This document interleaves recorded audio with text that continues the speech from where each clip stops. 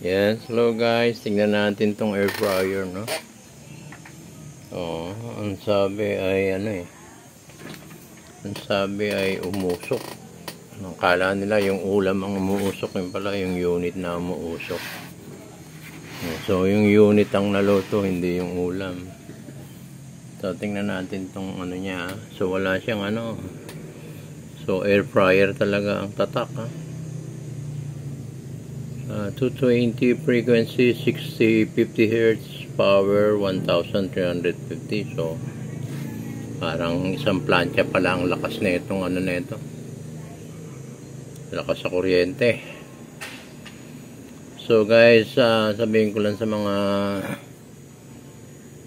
kung bibili kayo ng mga unit na ganito, yung power, yung frequency niya, tandaan nyo, dapat 60.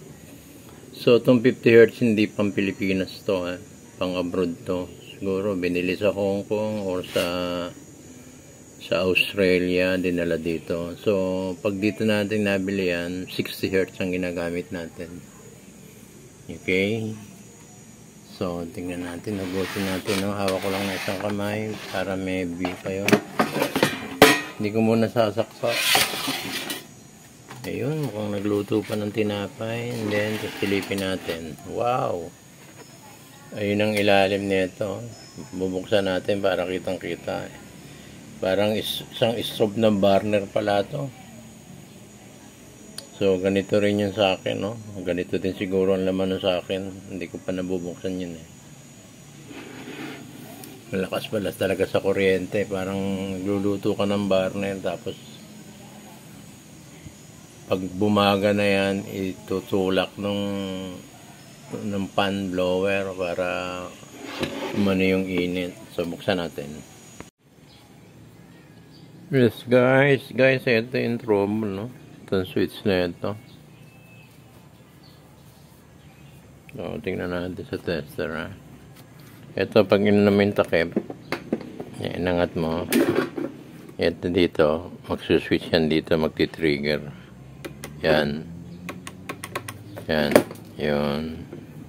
So, mag-on yun, dapat mag-on yun, kita button tester. Malapit, malayo.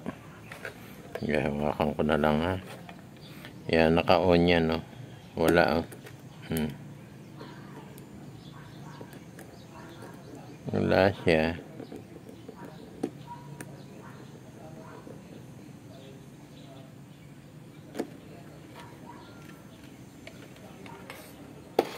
So, tingnan natin yan, ha. Dito, kita naman dito sa short. Guys, dito tingnan nyo, ha. Tabi natin ito. Yan. So, short ko siya, no. Testingin natin ito. Kasi, guys, no power pala. Siguro nung sinabing umusok, na bumigay, no power. So, yan, no. Sets muna natin yung kung natin yung timer, ha. Yan. Switch natin. So, naka-switch na yan. So, wala, ha. Walang siya. Walang balo. Dito, yan. Ayan, naka-switch na yan. Dito, tingnan natin pala. Ayan, walang palo. So, ito, hawakan ko na lang to. Hirap hawakan, ha. Yan.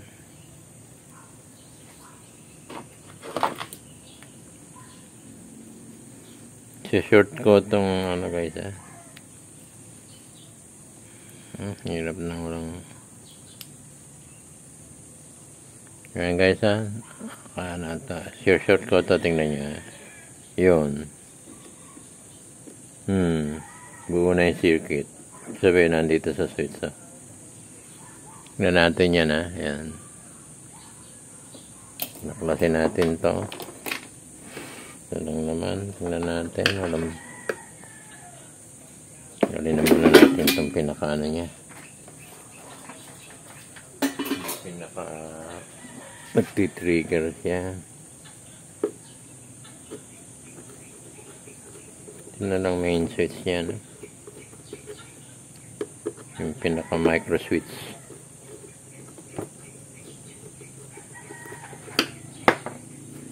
Yan.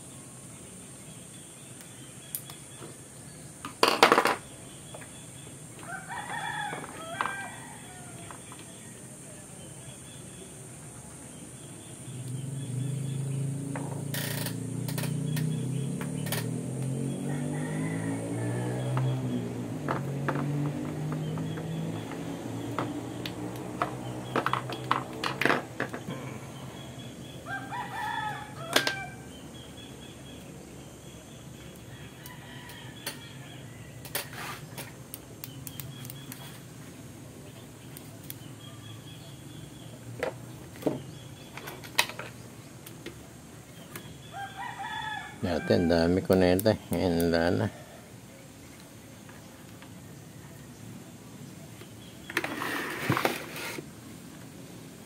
Ay, sige na sa tester. Paano o hindi. Patay. Yan. Wala.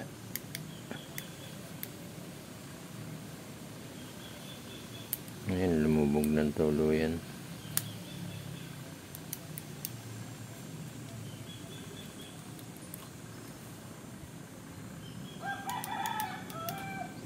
Open.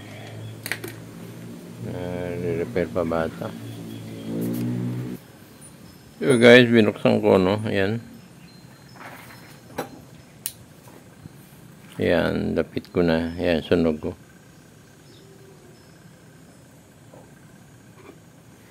Hindi ko na siya re-repairin. Ayan. Kasi pag ganitong nasunog na yun, yung mga tension, ano yan, ano na yan, lumambot na yan. So, mura lang naman yan, bili na lang. So, sa next, ano na lang, ha? Sa next vlog na lang ulit. Tsaka tingnan natin to. Yan. Yan, tulad yan, lumambot na. Ayaw na lumabas yan. Sunog na yun. Kumbaga sa ano, lumambot na. So, guys, dito na lang muna tayo, no? Ganyan na lang natin ang part 2 to pag nabili. Okay guys, thank you very much.